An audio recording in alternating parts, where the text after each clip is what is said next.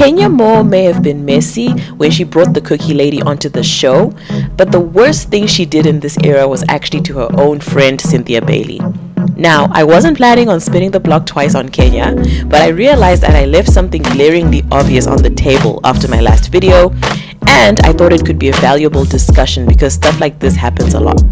So please, Team Twirl, don't come for me. What do you do when you're going through your hardest time and your closest friend is winning? Do you support them? Or, like Kenya, do you start being passive-aggressive, throwing unnecessary shade, and even trying to sabotage one of their happiest moments? So, to jog your memory, on 2 occasions, Kenya was out of order as a friend. First, when she ruined Cynthia's surprise proposal by basically announcing it to her minutes before it happened and taking away from the gravity of the moment. Candy's reaction said it all. It was not okay. Then, when they went to Greece and Kenya was seemingly quote-unquote harmlessly quizzing Cynthia about her wine knowledge, she was clearly making digs and throwing shade at Cynthia and trying to diminish her accomplishment, aka having a wine bar. It wasn't a good look, and to make it worse, she hid this bad behavior behind this fake sweet smile. It is truly nasty work. Bitch. This is interesting to me because Kenya clearly cares for Cynthia, as shown by her defending her during the infamous Snakegate showdown in Toronto.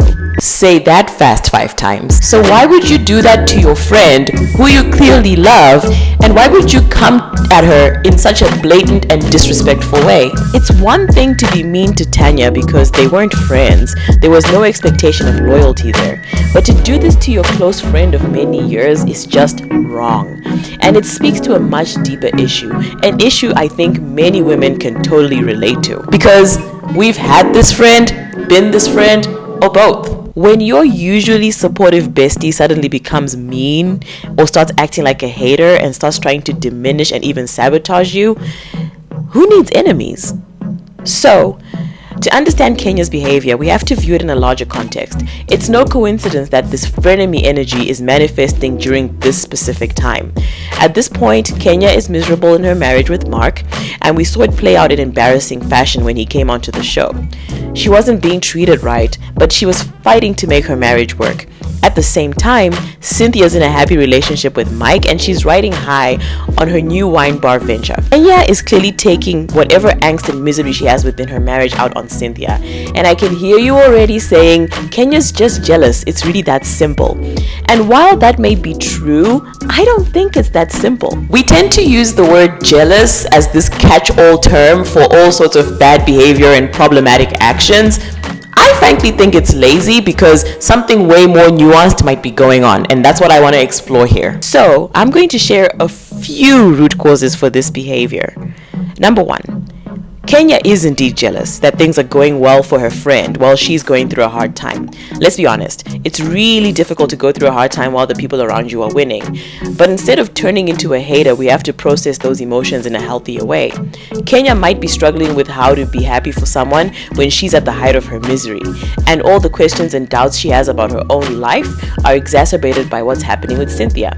A lot of people have these feelings when a friend is winning, but they tend to just swallow them and seethe in silence. Kenya is acting the feelings out a lot more blatantly. Number 2. Kenya is unhappy in her marriage but trying to present the front of a happy relationship. She's clearly walking on eggshells with Mark, and that's really exhausting. So to dispense this anxiety and pain she's feeling, she's putting all those feelings onto someone else. This is what Freud would call displacement. Often people displace a frustration onto a target they consider safe, aka someone they know will just tolerate their bad behavior. Because she can't express her true feelings in her marriage, or she has tried and failed, it's like she's subconsciously seeking a safer place to express what she's really feeling. Enter a friend who is sweet, kind, and supportive, sometimes to a fault. Number 3, this could be a cry for attention and or help, albeit a really mean and immature one, but a cry for attention nonetheless. When it comes to our loved ones, we often behave badly towards them because we're trying to get them to notice that something's up with us, or get them to notice us so that they can offer support and help. It's a really bad and twisted way to go about it, but human beings do things like this all the time. So Kenya's behavior could be a desperate plea for attention and saying something's wrong with her without coming out right and saying it. Number 4. Another thing worth noting is that often when our friends are advancing on their life path and we're not advancing at the same pace, it can trigger feelings and fears of abandonment. Will this person still be my friend now that her life is changing? And because we don't know what we're experiencing in detail, we just act out in bad ways instead. This is why I am such a huge fan of expanding your emotional vocabulary and increasing your self-awareness, because once you know what you're feeling and why you're feeling it, you're not going to act out negatively. Number 5. Some friendships are ego-based and built on specific hierarchies where there's a queen bee and a follower. I would argue that that's not friendship at all, but I digress. Instead of being equals, there are some friendships where one person has to be prettier, the bigger star, or the more successful one. And when that dynamic shifts and the follower grows a backbone, starts succeeding, or taking attention away from the quote-unquote higher person, the queen bee type friend will act out, often by stealing the spotlight and or trying to knock the follower back down to their quote-unquote rightful place. When this manifests in our friendships, notice how this is typically triggered by some sort of life disparity, whether it's one friend getting married and the other one getting divorced, like Kenya and Cynthia in this case, or one friend is having a baby and the other one is struggling with infertility, or one person is succeeding in their career and you're going through a rough patch in yours, or they're doing well financially while you're struggling. It's always triggered by a disparity. Someone once made a comment that I found interesting. They said women can't stay friends when they're in different places in their lives. I would agree, with a caveat. Women can stay friends if they're emotionally intelligent and learn to work on their own BS. That way, your friendship becomes flexible and able to evolve and even improve as you move through the ups and downs of being human. The alternative is a very rigid friendship that only functions within a specific set of circumstances, which just sets it up for failure, and no one wants that. I remember reading this really wild story on Reddit which drives this point home perfectly. There was a woman who had a sister-in-law, and for the longest time they had an okay relationship. Like, they weren't best friends, but it was a decent enough relationship. But then the sister-in-law also struggles with infertility, and then the woman who wrote the story gets pregnant, and all of a sudden her sister-in-law is on one, and she's acting crazy, she's melting down, she's making digs, she's just being downright disrespectful. And it essentially comes to a head at a family dinner where she essentially breaks down and screams and shouts and says, "You don't deserve your life, I should have the life that you have," and insert all expletives here. And essentially and eventually the sister had a full-on mental breakdown and had to be hospitalized. Now, of course, this is an extreme example, but that's what happens when years of pent-up hurt and unprocessed emotions come to the surface. They explode. When you don't process your own stuff, you actually do become incapable of being genuinely happy for people, even if you have the best intentions. Learning to be happy for people when you're not in the happiest space yourself is one of the most important skills we need to develop to live emotionally stable lives. No one ever said we would experience huge life events at the same time. Everyone's life has seasons, and your tough season might just coincide with your friend's winning season. And that's okay. If you live a life where you know you'll get your own wins, you'll never have to behave badly.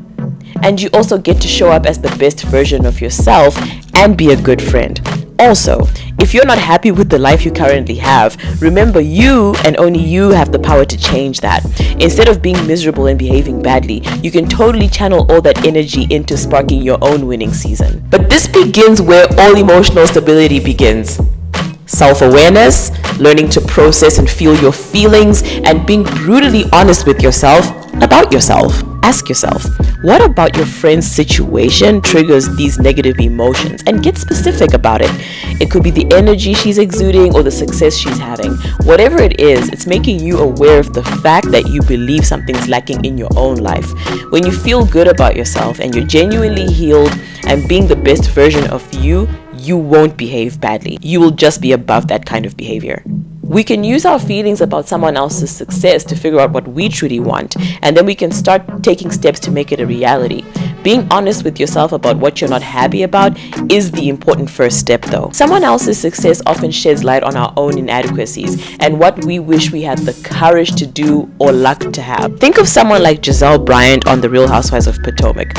She behaves badly towards her married castmates, and I think it's because she's miserable about her own romantic life and because she hasn't processed the humiliating demise of her own marriage. I am going to be making a separate video about the mess that is the GEBs on The Real Housewives of Potomac, so if you don't want to miss that, be sure to subscribe. Shift from a scarcity mindset to an abundance mindset.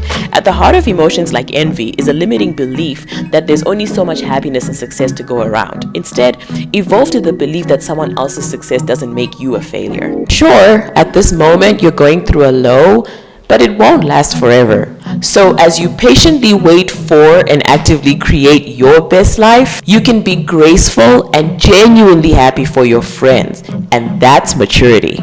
Ultimately, if you don't want to end up looking like a hater to your closest friend, learn to deal with your feelings without taking it out on someone who deserves your love and support, not shade. If any of the themes that I discussed in this video triggered you or resonated with you, I am offering a free clarity coaching call to help you unpack your emotions and see what your blind spots might be so that we can start your healing journey. I will have a link in the description of this video. You can schedule a time on my calendar and we can talk.